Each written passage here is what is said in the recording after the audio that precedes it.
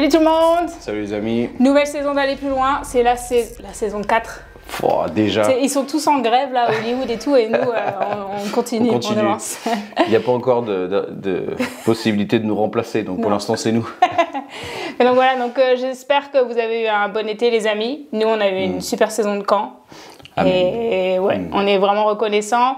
Et donc voilà, donc c'est reparti pour une nouvelle saison d'aller plus loin. Et sans transition, on va faire notre petit jeu. Alors, si vous étiez là cet été, au Moufa Poufa, le fil rouge, c'était le jeu avec des haches. Bon, pas des vraies haches, vous inquiétez pas, des haches en plastique. Mais donc voilà, donc j'ai demandé à Samy et Haché si elles voulaient faire une petite compète. Donc vous allez voir qui c'est qui, à votre avis, remporte entre Samy et Hélène. Qui c'est qui va gagner? Affaire à suivre. Ok, les 60 secondes chrono, bon c'est pas vraiment un 60 secondes chrono, on va faire, je sais pas si vous vous souvenez, cet été on a fait le jeu avec les haches pendant le Moufa Poufa. Et du coup aujourd'hui, vous voyez pas à l'écran, mais j'ai Hélène et Samy qui vont s'affronter. Et celle qui va faire la meilleure cible gagne le jeu. Donc on commence par Samy. Samy, tu veux commencer? Oui. Ok, vas-y, t'as le droit de choisir la couleur Samy. Est-ce que tu veux être bleu? Est-ce que tu veux être rouge? Rouge. Ok, vas-y, Samy, tu peux te mettre là. Décale-toi un tout petit. Voilà, parfait. Ok, quand tu veux, Samy, c'est parti. Hey! Oh! Oh là là! Oh, ok, pas le rouge, mais 2 dans le bleu et 2 dans le blanc. C'est bien ça. Ok, tu vas aller retirer tes haches, on se souvient. Donc 2 bleus et 2 blancs. Hélène, à toi. La pression est sur tes épaules. Qui va remporter le premier match? C'est pas bien passé cet été. Vas-y. Juste devant la... Voilà, parfait. Ouais, quand tu veux. Eh, c'est dans le gris, mais au moins t'as visé la planche.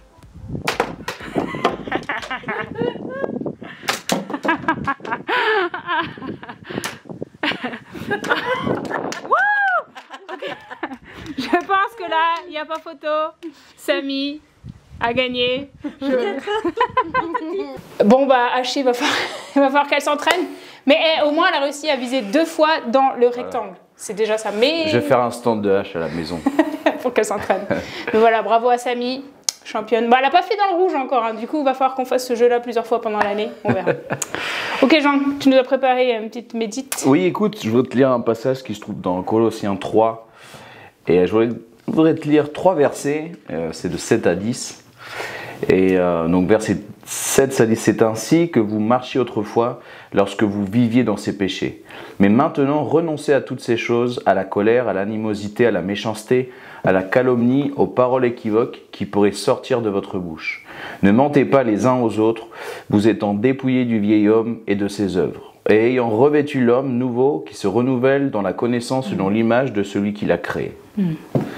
Et moi, c'est un passage qui me parle beaucoup, surtout quand on est en train de tout lancer là, au mois de septembre. Voilà, c'est le mois du lancement, parce que voilà, on commence notre année scolaire. Voilà, il y a plein de choses qui se mettent en place. Et une première des choses, quand je lis ce verset 7, et quand il parle de ma façon de marcher autrefois, bon, bien sûr, dans ce contexte-là, on parle avant d'être sauvé. Mais moi, j'aime aussi réfléchir et penser de comment je marchais l'année dernière. Qu'est-ce qui s'est passé l'année dernière? Quels sont là les points où j'aurais pu m'améliorer?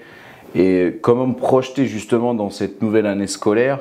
Et comment se lancer vraiment d'une bonne manière. C'est le défi que moi j'aimerais te lancer, Marie, que je voudrais me lancer, et à vous aussi, ceux qui nous regardez. Quelque chose que j'aime beaucoup ici dans ce passage, il dit: mais maintenant renoncez à toutes ces choses. Et il va enchaîner la colère, l'animosité, plusieurs états qui, en fait, circonstances extérieures à ce qui se passe à l'intérieur de nous-mêmes, en fait. Donc, tu vois, tu retrouves la colère, l'animosité, les paroles, la façon dont on parle, la calomnie, c'est aussi la façon de mal parler de quelqu'un et où il y a pas forcément, c'est pas forcément centré sur la vérité. Et c'est assez intéressant parce qu'en fait, ça pourrait être écrit blasphème. Parce que le fait de mal parler de quelqu'un, c'est comme parler mal de Dieu directement. Donc j'aime beaucoup aussi cette vision parce que ça me pousse à regarder les autres comme Dieu les regarde. Donc ça, c'est un premier grand défi. Et ensuite, mais je voudrais plus garder cette idée de revêtir, ayant revêtu l'homme nouveau. Cette idée de mettre un vêtement. C'est exactement ça ce que ça se dit. Et quand on dit de renoncer, c'est exactement la même idée de enlever quelque chose pour revenir mettre quelque chose. Et on sait tous qu'à la rentrée, c'est aussi l'époque où on achète des nouvelles habits. Nouvelles baskets. Nouvelles baskets. Voilà. On sape aussi. C'est la rentrée aussi pour notre armoire. Ouais, c'est vrai. Donc, les amis, quelle veste tu vas mettre? Je pense que c'est très important de mettre la nouvelle veste. Si tu me connais, tu sais que j'aime les vestes. Donc, pour moi, les vestes, c'est quelque chose de très important. Et je voudrais vraiment cette année mettre la veste qui va m'approcher un petit peu plus de l'image de Christ. Ouais. Non, c'est vrai. Et, comme tu dis, ouais, c'est important. J'aime bien aussi l'image de veste parce que c'est aussi quelque chose que c'est facile à enlever comme c'est facile à mettre.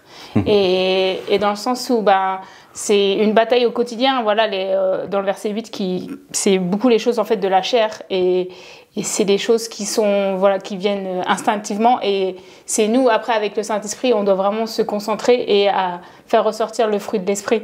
Et du coup, j'aime bien cette idée de veste parce que voilà, comme c'est facile à mettre, c'est aussi facile à enlever. Donc, comme tu disais, qu'est-ce qu'on veut faire refléter? Est-ce qu'on veut que les gens ils voient qu'on reflète Jésus ou nous-mêmes et notre chair?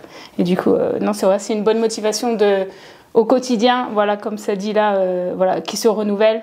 Voilà, qu'on passe du temps dans la parole au quotidien et qu'on décide de mettre la veste de Jésus et pas la veste Jean ou la veste Marie. Et en continuant, en gardant cette image, il y a le verset 2 aussi qui est très beau, qui dit « Attachez-vous aux choses d'en haut et non à celles qui sont sur la terre. » Et quand je pense à ça, et je pense aussi quel type de veste je vais mettre.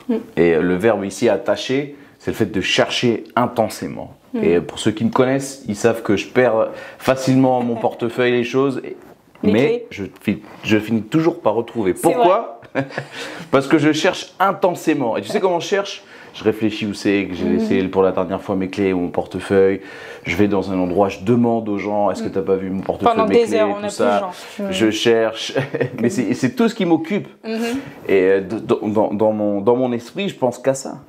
Et qu'est-ce qui va occuper ton esprit aussi durant cette année? C'est quoi ton objectif? Est-ce que vraiment ça va être de s'attacher aux choses qui plaisent au Seigneur? Et j'ai un scoop pour toi. On va passer plus de temps dans l'éternité qu'ici sur la terre. Donc autant déjà se focaliser sur les choses d'en haut, parce que c'est notre prochaine étape et c'est là où on va passer le plus de temps. Amen. Voilà. Ouais. Non, c'est bonne motivation à regarder les choses d'en haut. On en a besoin. Merci beaucoup Jean. Et là les amis, on va avoir la promesse du jour. Donc voilà, première promesse de cette année scolaire et c'est Solange qui nous partage. Bonjour à tous, et pour ce premier épisode de l'année, pour la promesse du jour, moi je vais vous partager un verset en Philippiens 4. Donc il s'agit du verset 6, je vais le lire.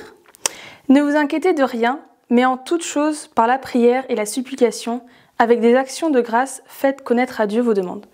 Alors j'ai choisi ce verset aujourd'hui parce que en ce moment il me parle beaucoup. Voilà, j'entame une nouvelle étape de ma vie, j'ai fini mes études, j'ai des projets pour l'avenir. Et voilà, donc ce verset quand il dit au début, ne vous inquiétez de rien. Donc j'ai vraiment pas besoin d'avoir peur de ce qui pourrait arriver. Je sais que Dieu me précède dans tout ce que je fais. Et il me parle aussi parce que en tant qu'humain, on a tous des désirs, des envies, etc. Et malgré le fait que Dieu me connaît et connaît tout ce que je pense, tout ce que toutes mes envies, mes aspirations, etc. Il faut pas que j'hésite de lui dire aussi ce que moi, je ressens tous les jours au quotidien. Donc pas hésiter de lui dire, mes colères, mes joies, mes rêves, etc. Donc voilà, ce verset m'encourage à vraiment parler avec Dieu, à avoir une relation avec lui et tout simplement de construire cette relation comme un père avec ses enfants. Donc voilà, donc j'espère que ça va vous encourager. Donc n'hésitez pas à prier à chaque moment de votre journée et dans toutes les situations possibles. Merci beaucoup Solange, et super verset. Et c'est important de laisser Dieu au contrôle, même si très des fois on a envie de toucher le volant. Très souvent on a envie de toucher le volant, pardon. Et donc, de faire confiance à Dieu, de ne pas s'inquiéter, ça c'est vraiment quelque chose, je pense, je pense qu'il n'y a personne là derrière l'écran qui un jour, tout le monde s'inquiète, on s'inquiète toujours. De petits trucs ou de grands trucs, voilà, il n'y a pas quelqu'un qui peut dire moi je m'inquiète jamais. Donc voilà, que ça puisse être un verset qui nous encourage de s'en remettre à Dieu au quotidien. Merci Solange. Ouais. Et les amis, c'est fini déjà. Voilà, petit aller plus loin de retour, on y va tranquillement, tout doucement. Mais donc le prochain dans 2 semaines. les amis, on garde ce rythme-là pendant toute l'année. Et on espère que voilà, vous êtes motivés pour cette nouvelle année scolaire et que le Seigneur vous bénisse. À dans 15 jours. Salut! Salut!